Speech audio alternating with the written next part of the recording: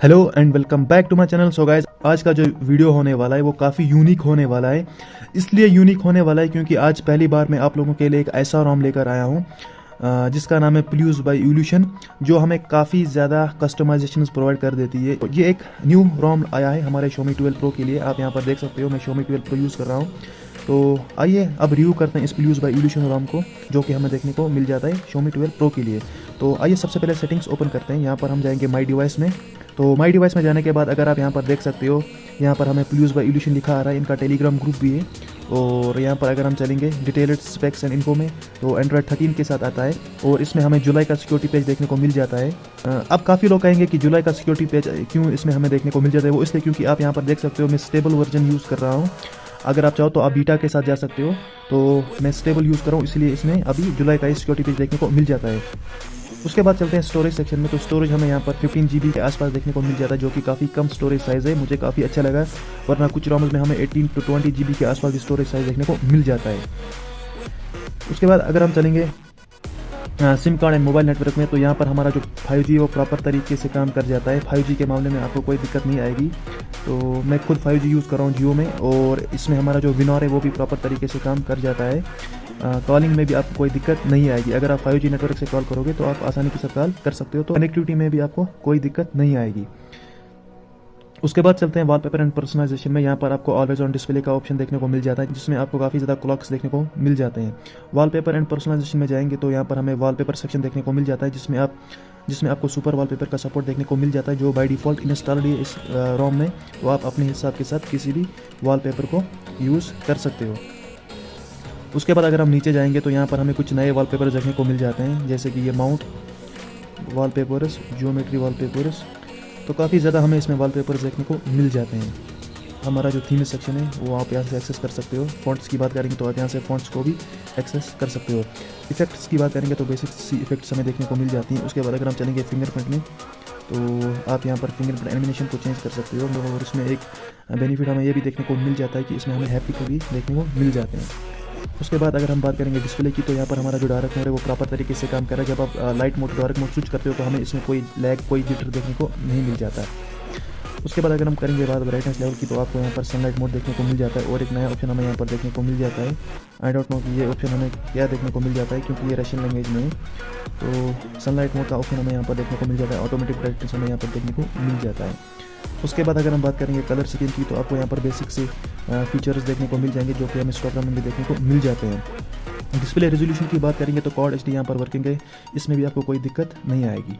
और उसके बाद अगर हम चलते हैं रिफ्रेश रेट में, तो एक चीज़ मैं कहूँगा रिफ्रेश रेट के मामले में, जैसे कि मैंने यहाँ पर डिफ़ॉल्ट पर सेट किया हुआ है, लेकिन इसमें हमारा जो रिफ्रेश रेट है, अगर आप 60 पर रखते हो तो वो 60 पर लॉक होगा, अगर आप 120 पर रखते हो तो 120 लॉक होगा। इसमें जो वेरिएबल रिफ्रेश रेट है वो काम नहीं करता, जबकि मैंने इसका डिफ़ॉल्ट पर रखा है, लेकिन मेरा जो रिफ्रेश रेट है 120 हर्ट्ज़ पर ही रहेगा, वो नीचे 60 हर्ट्ज़ तक नहीं जाएगा। I hope in future updates ये चीज़ भी जल्दी फिक्स हो जाए। AI इंजन की बात करेंगे तो इसमें हमारे सारे ऑप्शन प्रॉपर तरीके से काम करते हैं, इसमें भी आपको इश्यूज देखने को नहीं मिल जाते हैं। उसके बाद अगर हम चलेंगे साउंड एंड टच में, तो यहाँ पर आपको बेसिक से फंक्शन देखने को मिल जाते हैं, और कुछ नए फीचर्स यहाँ पर देखने को मिल जाते हैं। इनको आप अपने हिसाब से एक्सेस कर सकते हो।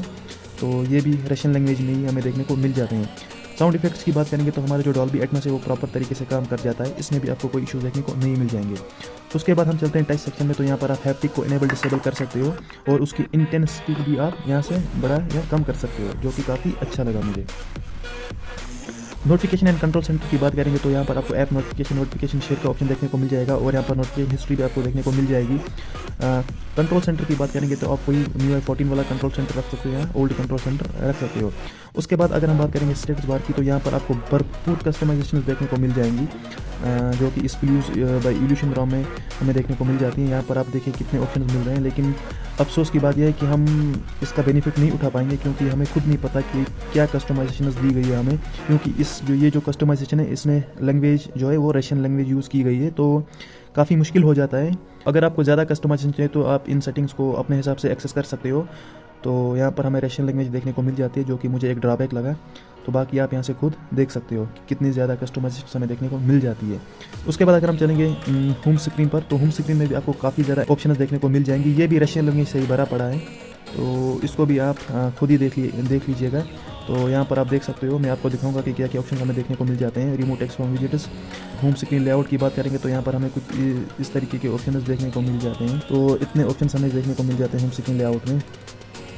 और यहाँ पर कुछ ऑप्शंस हमें देखने को मिल जाते हैं जो कि रशियन लैंग्वेज में। आइकन साइज आप यहाँ से इंक्रीज डिक्रीज कर सकते हो अपने हिसाब से। स्टाइल इनका आप चेंज कर सकते हो, बैकग्राउंड कलर आप इनका चेंज कर सकते हो। एनिमेशन स्पीड, मतलब कस्टमाइजेशन के मामले में कोई कसर नहीं छोड़ी है प्रोड्यूस डेवलपमेंट वालों ने।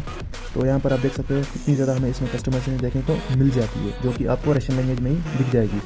फिंगरप्रिंट एंड सिक्योरिटी की बात करेंगे तो हमारा जो फेस अनलॉक है वो प्रॉपर तरीके से काम कर जाता है, कोई इश्यूज़ नहीं मिलेंगे आपको फेस अनलॉकिंग में। इन डिस्प्ले फिंगरप्रिंट की बात करेंगे तो वो भी प्रॉपर तरीके से काम कर जाता है। और बाय डिफॉल्ट हमारा जो डिवाइस है वो इनक्रिप्टेड ही देखने को मिल जाता है, जो कि सिक्योरिटी को और ज़्यादा बढ़ा देता है। बैटरी सेक्शन में जाएंगे तो बैटरी का यूआई आपको कुछ इस तरीके का देखने को मिल जाएगा। उसके बाद अगर हम बैटरी सेक्शन में जाएंगे तो आप यहाँ पर देख सकते हो बूस्ट चार्जिंग हमारा प्रॉपर तरीके से काम कर जाता है, कोई इश्यूज़ आपको नहीं मिलेंगे। वायरलेस चार्जिंग, सारे ऑप्शन यहाँ पर प्रॉपर तरीके से काम कर जाते हैं। उसके बाद अगर हम सेटिंग्स में चलेंगे तो कुछ बेसिक सी चीज़ें आपको यहाँ देखने को मिल जाएगी। सिनेरियोज में अगर हम जाएंगे तो यहाँ पर जो आपका डीप स्लीप है वो प्रॉपर तरीके से काम कर जाता है। डीप स्लीप में भी आपको कोई इश्यूज देखने को नहीं मिल जाएंगी। एटलीस्ट अगर आप नाइट में फ़ोन को छोड़ते हो और सुबह मॉर्निंग में फ़ोन चेक करोगे तो आपका जो बैटरी ड्रेन है वो ओनली 4 to 5% होगा, जो कि मेरे हिसाब से नॉर्मल ही है। उसके बाद अगर हम चलेंगे यहाँ पर एडिशनल सेटिंग्स में तो यहाँ पर आपको कुछ बेसिक चीज़ें देखने को मिल जाती है। मेमोरी एक्सटेंशन में आप 7 GB तक अपनी जो स्टोरेज है वो बढ़ा सकते हो। उसके बाद अगर हम बात करेंगे कैमरे को लेकर तो बाय डिफ़ॉल्ट आपको इसमें MIUI का कैमरा देखने को मिल जाता है, लेकिन जो इसमें कैमरा मिलता है MIUI का स्टॉक कैमरा, उसकी इमेज क्वालिटी मुझे एकदम बढ़िया लगी, एकदम क्रिस्प लगी। मतलब इमेज प्रोसेसिंग भी इसमें काफ़ी ज़्यादा बेहतर देखने को मिल जाती है। आप यहाँ पर देख सकते हो वाइल स्विचिंग कोई लैग हमें देखने को नहीं मिल जाता। तो इसमें जो बाय डिफ़ॉल्ट MIUI का कैमरा है वो प्रॉपर तरीके से काम कर जाता है और काफ़ी अपडेटेड कैमरा मिलता है हमें इसमें MIUI का, जो कि डिफ़ॉल्ट है। तो काफ़ी अच्छा लगा मुझे, कैमरे में भी मुझे कोई इश्यूज़ देखने को अब तक नहीं मिले हैं। MIUI का डायलर मिल जाता है हमें, तो कॉल रिकॉर्डिंग के मज़े आप उठा ही सकते हो।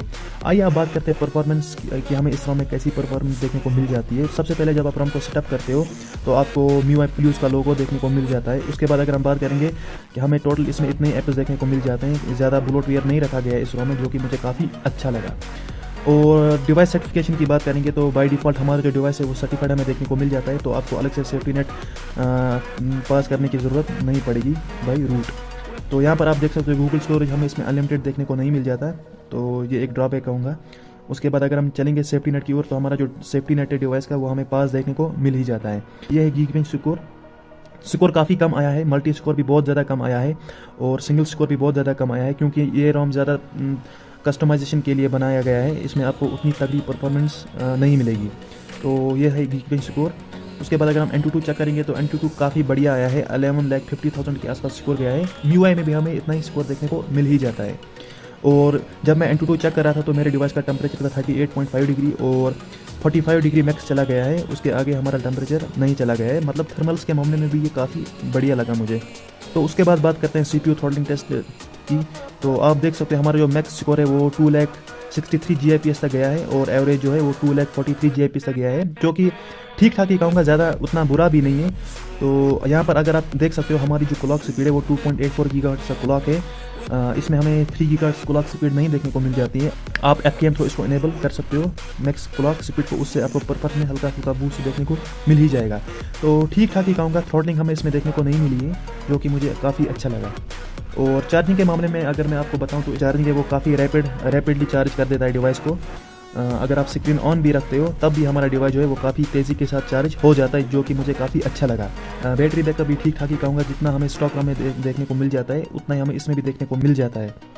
तो बैटरी के मामले में मैं आपको ज़्यादा कुछ नहीं बताऊंगा, नॉर्मल सी बैटरी बैकअप हमें प्रोवाइड कर देता है, जो हमें स्टॉक रैम प्रोवाइड कर ही देता है। उसके मामले में कोई खास इंप्रूवमेंट नहीं की गई है। तो ये था एक क्विक रिव्यू प्लस ROM का, जो हमारे Xiaomi 12 Pro के लिए आया था। तो आई होप आपको ये वीडियो काफ़ी अच्छा लगा होगा। अगर आपको ये वीडियो अच्छा लगा होगा तो वीडियो को लाइक कीजिए, और अगर आप चैनल पर नए हो तो चैनल को सब्सक्राइब जरूर कीजिएगा। मिलते हैं अगले किसी और वीडियो में, तब तक के लिए गुड बाय।